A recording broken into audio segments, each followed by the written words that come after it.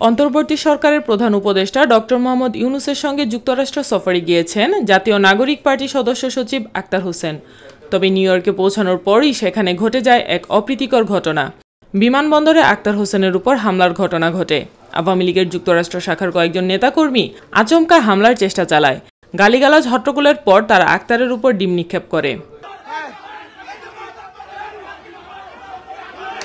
এমন ঘটনার পর নেটপাড়ায় শুরু হয় সমালোচনার ঝড়।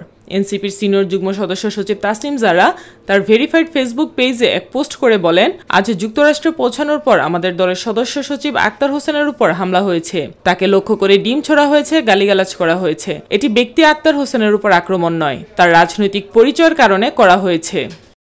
অন্যদিকে এনসিপির দক্ষিণাঞ্চলের মুখ্য সংগঠক হাসনাত আবদুল্লাহ তার একটি পোস্টে লিখেন, হাসিনার পুলিশ লীগ কোর্ট কাচারিও আক্তারকে দমন করতে পারেনি। আর এসব উচ্ছিষ্ট জনগণ কর্তৃক প্রত্যাখ্যাত দালালরা বিদেশে বসে প্রতিবাদের প্রতীক আক্তারকে দমন করতে পারবে। হাসনাত আবদুল্লাহ তার ভেরিফাইড ফেসবুক পেজে অন্য একটি পোস্ট শেয়ার করেন, যেখানে একজন লিখেছেন, আক্তার হোসেনের উপর হামলা হয়েছে এটা যেমন সত্য, হামলা হওয়ার পর আক্তার হোসেন কোনো ধরনের সেফ এক্সিট না নিয়ে সাথে সাথেই মুজিববাদ মুর্দাবাদ বলে রুখে দাঁড়িয়েছেন, এটাও সত্য।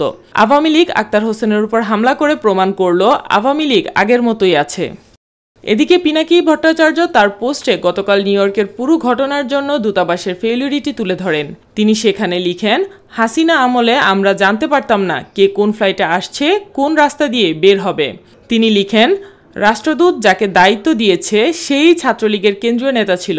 সে জানিয়ে দিয়েছে বাকশালীদের কোন রাস্তা দিয়ে কে আসবে, কোন ফ্লাইটে কে আসছে।